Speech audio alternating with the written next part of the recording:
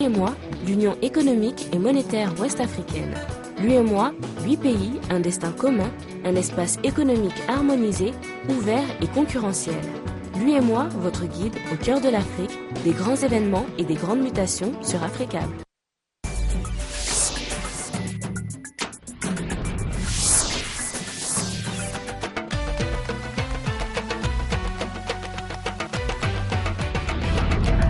C'est un plaisir de vous retrouver pour le rendez-vous de l'information sur Africable. Voici les titres de cette édition. Pose de la première pierre de rénovation du Tata de Sikasso ce dimanche. C'est un monument historique du Mali. La cérémonie a été présidée par le chef du département du ministère malien de la Culture. Et en Ukraine, pour la première fois, Vladimir Poutine demande la création d'un État en Ukraine. Il souhaite par là protéger les intérêts de ceux qui y vivent. Mesdames, Messieurs, bonsoir et bienvenue. Des miliciens islamiques ont pris le contrôle de l'ambassade des États-Unis située au sud de Tripoli, la capitale de la Libye. Ils affirment que leur présence a pour objectif de sécuriser les lieux et empêcher les pillages, selon un des membres de cette milice. Il faut dire que ce samedi, de violents combats entre les forces du général Khalifa Haftar et les milices à Benghazi ont fait près de 10 morts et plusieurs blessés. Et au Lesotho, c'est un calme apparent au lendemain de la tentative de coup d'État. Et ce dimanche, une réunion des chefs de la diplomatie d'Afrique australe doit se tenir à Pretoria, consacrée à la situation au Lesotho. Elle doit donc regrouper des ministres sud-africains, zimbabwéens et namibiens des affaires étrangères. Il s'agit donc de pourparlers de crise en urgence organisés sur l'initiative du président sud-africain Jacob Zuma. Nous revenons au Mali à présent, faire du Tata de Sikasso un pôle d'attraction touristique et de développement local. Tel est l'objectif du ministère malien de la Culture. Son chef de département, Mme Diaye Ramatoulaye Diallo, a procédé ce vendredi à la pose de la première pierre de rénovation de ce monument historique du Mali. Et c'était en présence de plusieurs personnalités, dont son collègue de l'urbanisme et de l'habitat. Voici donc le commentaire de Kolsia Garsou sur les images de notre envoyé spécial Rama Sissé.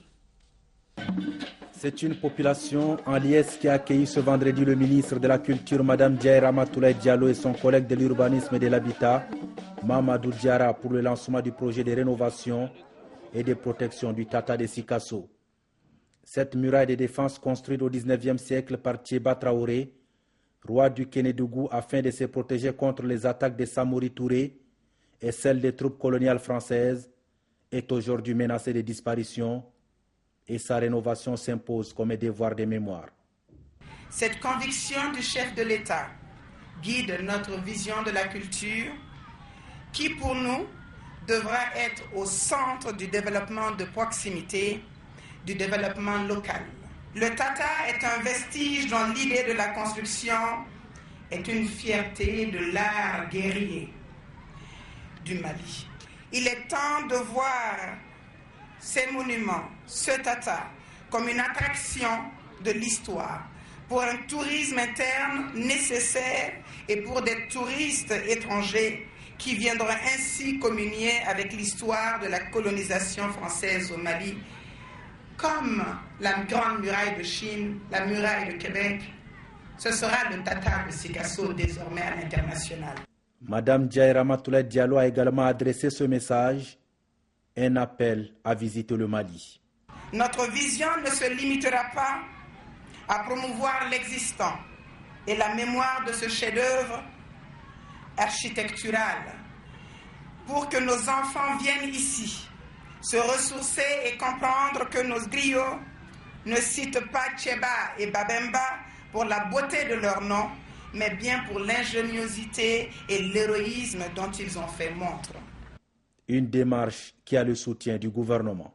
Cet effort du gouvernement, dans la perspective de la restauration des édifices historiques de notre pays, et ce qui nous permet à la fois d'être en conformité avec le devoir de mémoire que nous devons, mais en même temps de travailler à créer les conditions pour que les générations futures continuent constamment à réapprendre l'histoire, surtout les leçons et les enseignements de l'histoire.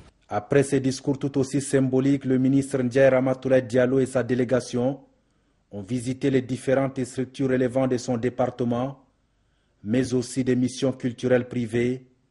C'est ainsi qu'elle s'est rendue au Centre de recherche pour la sauvegarde et la promotion de la culture Sénofo, un haut lieu de la culture locale. Le Centre Sénofo est une initiative extrêmement importante. Nous avons là une initiative qui s'est donnée pour mission de conserver et de promouvoir la culture Sénofo. Donc je pense que là on a affaire à un outil de conservation, mais un outil d'éducation sur la culture Sénofo. Et je pense effectivement que ce centre mérite effectivement d'être soutenu. Rappelons que cette tournée du ministre de la Culture à Sikasso s'inscrit dans le cadre d'un vaste projet de rénovation, de réhabilitation et de la protection du patrimoine culturel national. D'autres visites sont prévues à l'intérieur du pays. Une bonne nouvelle à présent, cette victoire de l'armée irakienne qui poursuit son offensive au cours des assauts lancés ce samedi avec le soutien des Américains.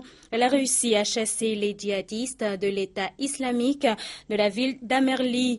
Les habitants d'Amerli avaient pris les armes et avaient résisté pendant plus de 2 mois à l'un des plus longs sièges du début de l'offensive. Et l'ONU avait exprimé même son inquiétude sur un possible massacre aujourd'hui. Cette reprise est une victoire pour Bagdad.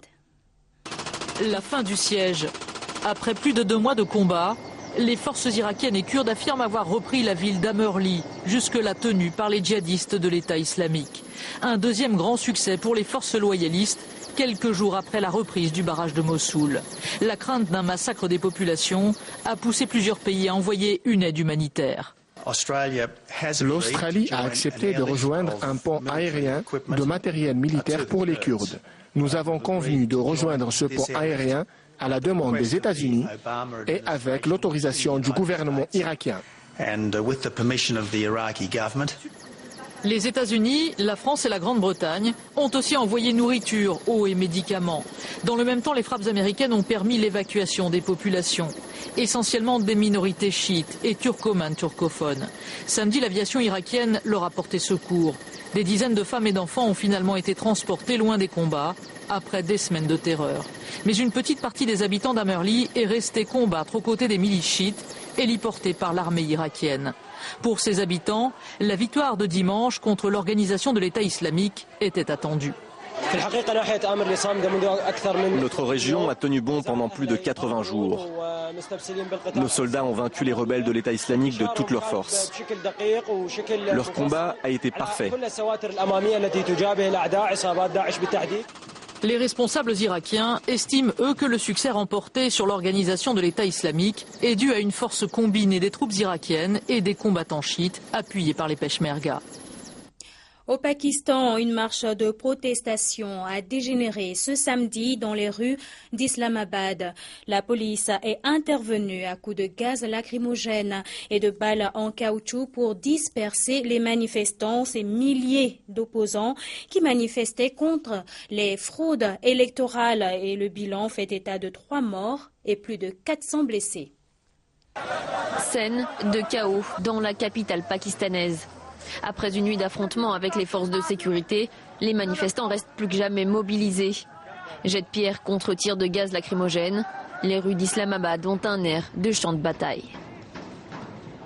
Nawaz Sharif, tu parles de démocratie, c'est ça la démocratie? En démocratie, les gens ont le droit de manifester et toi et ta police, vous envoyez une pluie de balles sur les manifestants. Les protestataires tiennent toujours la vaste esplanade devant le Parlement. Ils entendent obtenir coûte que coûte la démission du Premier ministre. Nous ne quitterons pas cette place tant que Nawaz Sharif gardera ses fonctions. Nous sommes prêts à mourir pour cela. Et nous ne partirons pas tant que la révolution ne sera pas achevée. Cible de la colère des manifestants, le Premier ministre écarte toute intention de démissionner. Il est accusé par les deux leaders de l'opposition, Imran Khan et Tahir Ould-Kadri, d'avoir truqué les élections législatives de mai 2013 pour permettre à son propre parti de l'emporter. Le 14 août dernier, chauffés à blanc par les chefs de l'opposition, des dizaines de milliers de manifestants s'étaient mis en marche en direction d'Islamabad. S'opposant en arbitre du conflit entre les deux camps, l'armée se tient pour le moment à l'écart des affrontements. Mais si la crise politique se prolonge, certains observateurs craignent de voir le pouvoir du gouvernement civil tomber aux mains des militaires. En France, c'est un dimanche bien triste pour les habitants de Rosny-sous-Bois, près de Paris. Une violente explosion d'un immeuble de 4 étages ce matin a fait près de 4 morts et une dizaine de blessés. Selon le ministre français de l'Intérieur, une fuite de gaz pourrait être à l'origine de cette explosion. Le président russe Vladimir Poutine avait émis le désir d'imposer aux Ukrainiens un corridor humanitaire. Cela devait faciliter l'évacuation des soldats ukrainiens. Toutefois, au cours de cette évacuation, les militaires ont une fois encore été visés par des tirs. En début de semaine, les éclats d'obus qui ont touché la maison de Lyuba dans la banlieue de Novoazovsk venaient de l'Est. Et à l'Est, à 10 km de là, c'est la Russie. Lyuba n'en sait pas plus. Elle ne sait pas qui a tiré et pourquoi. Elle est simplement soulagée d'avoir pu se cacher à temps dans sa cave qui lui sert d'abri. Pour moi, c'était une éternité, mais en fait, je ne saurais pas vous dire combien de temps ils ont tiré. Peut-être pas longtemps en réalité.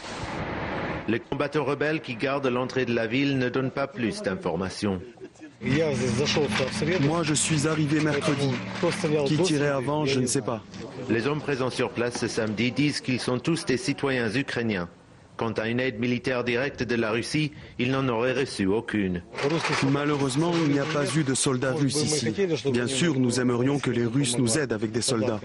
Le centre-ville de Novoazovsk n'a pas été touché par les bombardements et la vie suit son cours. Mais la directrice de ce supermarché nous a dit que les fournisseurs commencent à refuser de le livrer pour des raisons de sécurité. Les habitants, eux, sont très réticents. Nous restons toujours avec le président russe Vladimir Poutine qui a évoqué ce dimanche la création d'un État dans l'Est de l'Ukraine. Ceci pour protéger les intérêts de ceux qui y vivent. Et sur le terrain, ce sont les séparatistes qui se préparent à une nouvelle offensive à Mariupol. Drapeau ukrainien en main, ils attendent anxieux l'arrivée des troupes pro-russes. Inquiets, les habitants de Mariupol ont décidé de former symboliquement une grande chaîne humaine. Objectif, protéger leur ville de ce qu'ils estiment être une agression. Sur ces pancartes, il est écrit « Oui à l'Ukraine ». Tout le week-end, des tranchées ont été creusées tout autour de la ville pour la défendre. Nous sommes en train de construire des fortifications avec l'aide des autorités locales. On fait au plus vite car ils avancent très rapidement. Des insurgés pro-russes qui arborent les couleurs sécessionnistes à 40 km seulement après avoir pris le contrôle du port stratégique tout proche de Novozovsk, juste à la frontière avec la Russie. Un peu plus au nord, la petite ville d'Ilovaisk est toujours assiégée par les insurgés pro-russes. Les stigmates des derniers combats sont impressionnants. Des obus ont atteint cette école primaire. La gare bombardée, elle aussi, pas très loin de la centrale nucléaire. Une guerre totale, selon le président ukrainien Poroshenko, que rien ne semble plus arrêter, pas même la diplomatie. Quelques heures après l'ultimatum lancé depuis Bruxelles à la Russie samedi par l'Union européenne pour qu'elle retire ses troupes et stoppe l'offensive, la réponse de Vladimir Poutine n'a pas tardé. Lors d'un entretien télévisé mis en scène en race campagne, le président russe est apparu légèrement tendu, mais plus déterminé que jamais. Nous devons nous mettre à discuter dès à présent sur l'organisation politique de la société et la création d'un État pour le sud-est de l'Ukraine afin de protéger les intérêts légitimes des personnes qui y vivent. Un projet d'indépendance pour l'est de l'Ukraine, après le rattachement en mars dernier de la Crimée à la Russie, qui ne devrait pas rassurer Kiev et qui augure mal des âpres négociations à venir pour obtenir la fin des hostilités.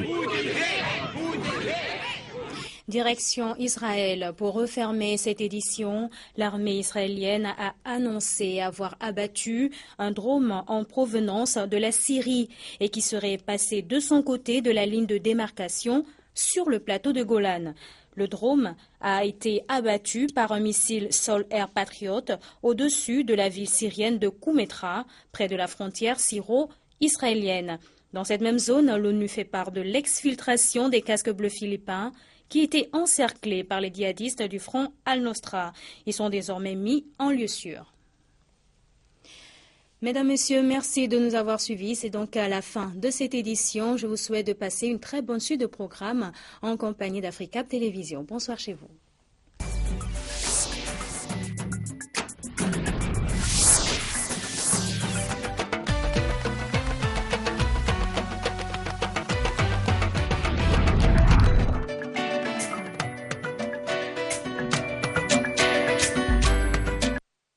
L'UEMOA, l'Union économique et monétaire ouest-africaine. L'UEMOA, 8 pays, un destin commun, un espace économique harmonisé, ouvert et concurrentiel. L'UEMOA, votre guide au cœur de l'Afrique, des grands événements et des grandes mutations sur Afrique.